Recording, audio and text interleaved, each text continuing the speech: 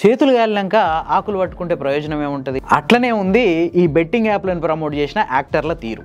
Betting యాప్లను promote చేసినందుకు నటుడు ప్రకాష్ రాజు బహిరంగ క్షమాపణ చెప్పిండు. తెలియక చేస్తే క్షమాపణ చెప్పొచ్చు, దాన్ని సమాజం కూడా యాక్సెప్ట్ చేయొచ్చు.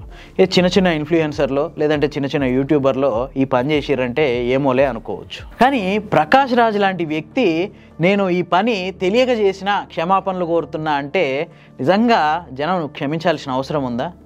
ఒకసారి ప్రకాష్ రాజ్ని అబ్జర్వ్ చేయండి. జాతీయ స్థాయిలో వివిధ సమస్యల మీద పోరాడుతుంటాడు. మోడీ మీద, బీఆర్ఎస్ మీద అయితే ఒంటి కాలుతో లేస్తుండు. ఆయన ట్వీట్లు, ఆయన చేసే పోరాటాలు చూస్తే ఎంతో పరిణతి ఉన్న వ్యక్తి లెక్క కనిపిస్తాడు. ఇట్లాంటి వ్యక్తి తెలియక బెట్టింగ్ యాప్లను ప్రమోట్ చేసినా అంటే నమ్మొచ్చా? ఇది మామూలు క్రైమ్ కాదు.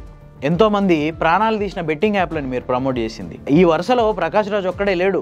రానా ఉన్నాడు, విజయ్ దేవరకొండ ఉన్నాడు, మంచు లక్ష్మి ఉంది, నిధి అగర్వాల్ ఉన్నాడు. ఇట్లా ఆల్మోస్ట్ ఒక 15 మంది జాబితాని ఈడీ తయారు చేసింది.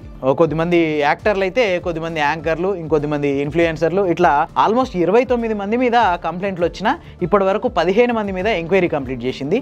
ఈ 15 మందికి సంబంధించిన రకరకాల డీటెయిల్స్ అన్నీ ఈడీ తీసుకుంది. వీళ్ళు ఏం చెప్తారంటే మాకు తెలియక సపోర్ట్ చేసినామంట. ఈ ఎంక్వైరీలో తేలిన ముచ్చట్లను చూస్తే వీళ్ళు నిజంగానే తెలియక బెట్టింగ్ యాప్లను ప్రమోట్ చేసిరా, తెలిసి చేసిరా అనే విషయం ఈజీగా తెలిసిపోద్ది. ఎందుకంటే వీళ్ళన్నీ తెలిసే చాలా పకడ్బందీగా ఈ బెట్టింగ్ యాప్లను ప్రమోట్ చేసిర్రు. వాళ్ళతో చేసిన ట్రాన్సాక్షన్లు, వాళ్ళతో రాసుకున్న అగ్రిమెంట్లు అవన్నీ చూస్తే మాత్రం ఖచ్చితంగా వీళ్ళు అన్నీ తెలిసే బెట్టింగ్ యాప్లను ప్రమోట్ చేసిర్రు అన్న విషయం క్రిస్టల్ క్లియర్గా తెలిసిపోతుంది. ఈ యాప్లను ప్రమోట్ చేసినందుకు ఒక్కొక్క సెలబ్రిటీ కోట్లాది రూపాయల నగదును తీసుకుర్రు. ఈ యాడ్లను ప్రమోట్ చేసినందుకు రెమ్యునరేషన్లు తీసుకోవడమే కాకుండా ఒక్కొక్కరు మళ్ళీ యాప్లకు వచ్చిన లాభాలలో కూడా మళ్ళీ వీటన్నిటికీ పక్కా అగ్రిమెంట్లు.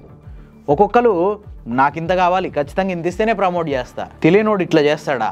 ఇప్పుడు ఈడీ అవన్నీ కలెక్ట్ చేసింది మొత్తం. ఆ డాక్యుమెంట్లు, వీళ్ళు చేసుకున్న అగ్రిమెంట్లు, వీళ్ళు ఆ యాప్ల మేనేజ్మెంట్స్తో మాట్లాడిన ఫోన్ కాల్స్, వీళ్ళు నడిపిన బేరసారాలు, రాయబారాలు అన్నీ కలెక్ట్ చేసుకుంది. అన్నిటికీ పక్కా ఎవిడెన్స్ రెడీ చేసుకుంది. వీళ్ళు క్షమాపణ చెప్పంగానే ఈ బెట్టింగ్ యాప్ల వల్ల మొత్తం సర్వం కోల్పోయి ఆత్మహత్యలు చేసుకున్న వాళ్ళందరూ తిరిగి వస్తారా? మొత్తం ఆస్తులని కోల్పోయి రోడ్ల మీద పడ్డోళ్ళకి ఆస్తులు తిరిగి వస్తాయా? అందుకే ఈడీ కూడా వీళ్ళ విషయంలో చాలా పకడ్బందీగా ముందుకెళ్తుంది. ప్రకాష్ రాజ్తో పాటు రానా, విజయ్ దేవరకొండ, నిధి అగర్వాల్, అట్లాగే కొద్దిమంది ఇన్ఫ్లుయెన్సర్లు అన్ని ఎవిడెన్స్లు రెడీ చేసుకొని వీళ్ళకి ఎన్ని డబ్బులు వచ్చినాయి, వాటిని ఎక్కడ ఖర్చు పెట్టిర్రు, వాటిని ఎట్లా జప్తు చేసుకోవాలి, ఒకవేళ ఈ బెట్టింగ్ యాప్ల వల్ల వచ్చిన మనీ తీసుకెళ్ళి ఎక్కడైనా ప్రాపర్టీలు కొన్నా, ఏదైనా బిజినెస్లలో పెట్టుకున్నా ఆ మొత్తం ఆస్తులన్నీ ఈడీకి అటాచ్ చేసేలా మొత్తం కోర్టులో కేసు వేయబోతుంది. తొందరలోనే నాంపల్లి కోర్టులో దీనికి సంబంధించిన కేసుని ఈడీ ఫైల్ చేయబోతున్నట్టు తెలుస్తుంది. విన్నారు కదా ఈ మొత్తం విషయం. వీళ్ళ మీద మీ అభిప్రాయం ఏంది? వీళ్ళని నిజంగానే క్షమించి వదిలేయాలా? ఈ కేసులో ఈడీ తీసుకున్న నిర్ణయం మీద మీ అభిప్రాయం ఏంది? ఈ సెలబ్రిటీలు, ఇన్ఫ్లుయెన్సర్లు వీళ్ళంతా సారీ చెప్పారు కాబట్టి వాళ్ళని క్షమించి వదిలేయాలనా? లేదంటే వాళ్ళు ఈ బెట్టింగ్ యాప్ల ద్వారా పొందిన డబ్బులు, ఆస్తులు అటాచ్మెంట్ చేసుకుంటే సరిపోద్దా? లేదంటే కఠినంగా శిక్షించాలనా? ఎట్లాంటి శిక్షలు విధించాలి? మీకేమనిపిస్తుంది? కింద కామెంట్ చేయండి.